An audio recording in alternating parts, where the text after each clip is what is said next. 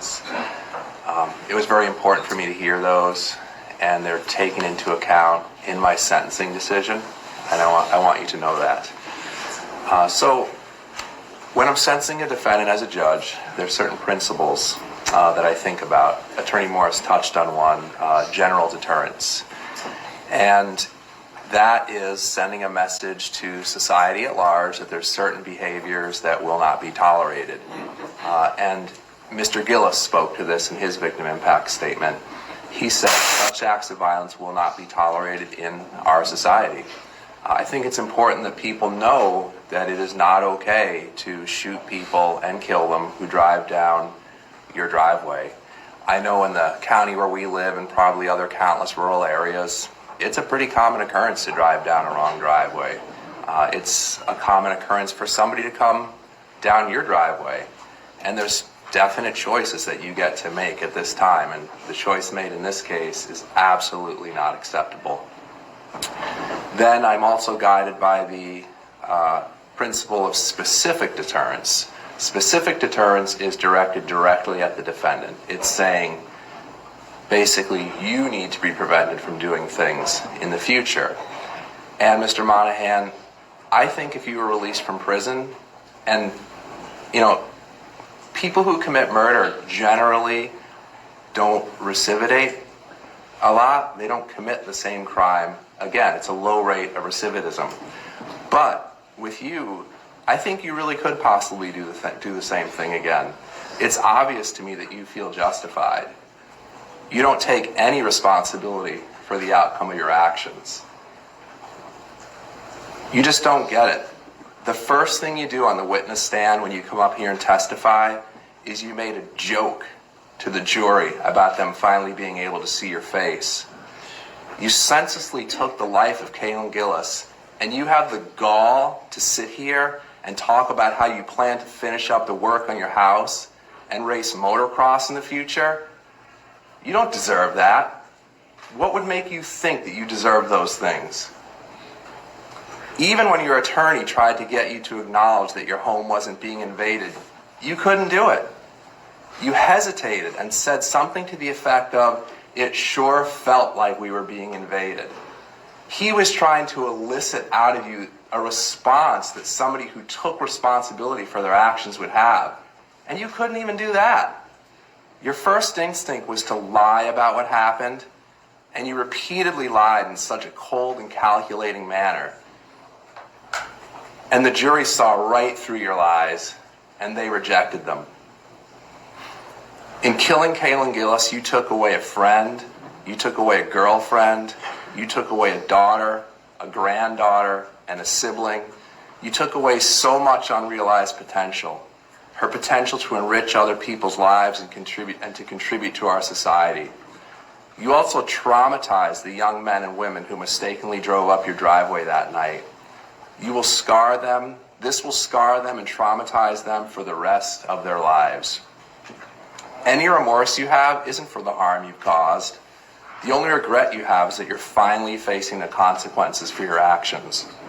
You murdered Kaylin Gillis. You shot at a car full of people, and you didn't care what would happen, and you repeatedly lied about it. You deserve to spend the maximum time in prison allowable under our law. And I don't make this decision because it's easy. I make it because it's what's deserved. I make it because it's what's just.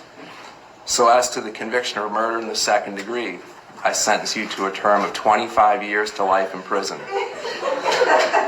For the conviction of reckless endangerment in the first degree, I'm following the law. I'm going to sentence you to a concurrent 2 1/3 to 7-year period of incarceration.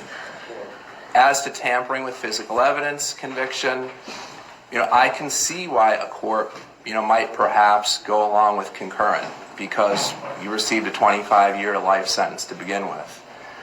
But there was a delay. There was a lot of time you had between when the police showed up and you tampered with evidence. You had a lot of time to concoct lies. You had a lot of time to do things to the weapon, to tamper with it, basically, to try and destroy evidence. And because of that time that you had to think of those things and the conscious efforts that you made to tamper with that evidence, I think it is right that you receive a consecutive term of incarceration for that charge. So that's a 1 1/3 to 4 years of imprisonment. There is a matter of a $300 surcharge, $25 crime victim assistance fee, and a $50 DNA fee. Attorney Frost, is your client in a position to pay those funds now? Not today, Your Honor. Okay. And then we also have a couple pieces of paperwork that need to be gone over. One is a signature to authorize for DNA collection from your client, and the other is a notice of intent to appeal. We'll give those to you now for you to go over with your client. First, the notice that here's the reading. Okay. On count 3, judges that went consecutive or concurrent. Consecutive. It's consecutive to you.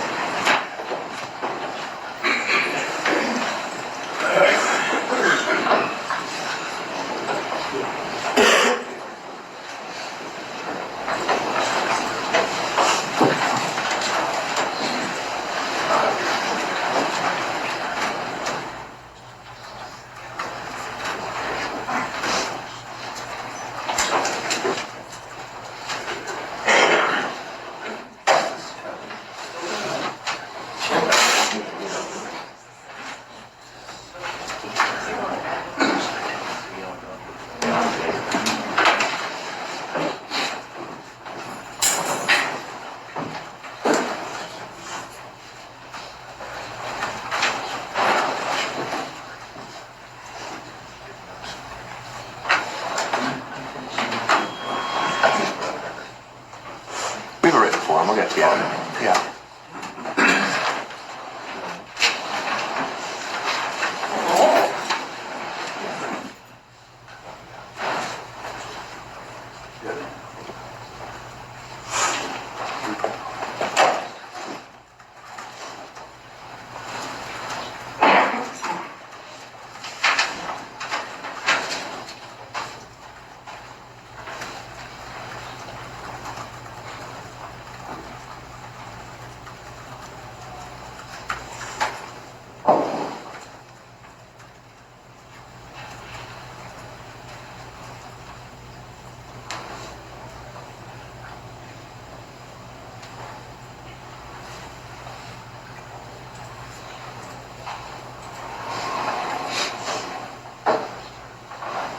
If I could, while we're waiting for the form, I would just please don't my objection.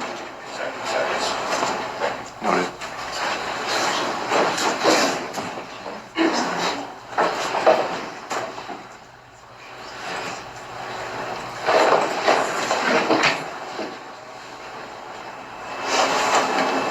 All right, and what's being prepared right now, Mr. Monahan, is a notice of intent to appeal. Just make sure to go over that with your attorney and make what selection that you think is appropriate.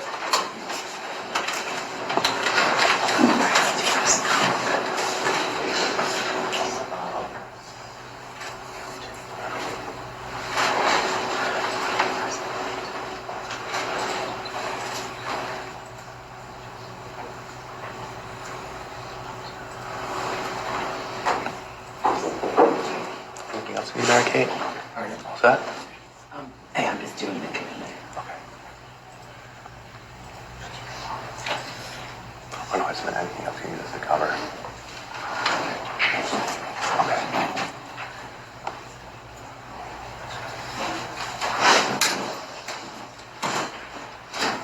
All right, we received the notice of intent to appeal.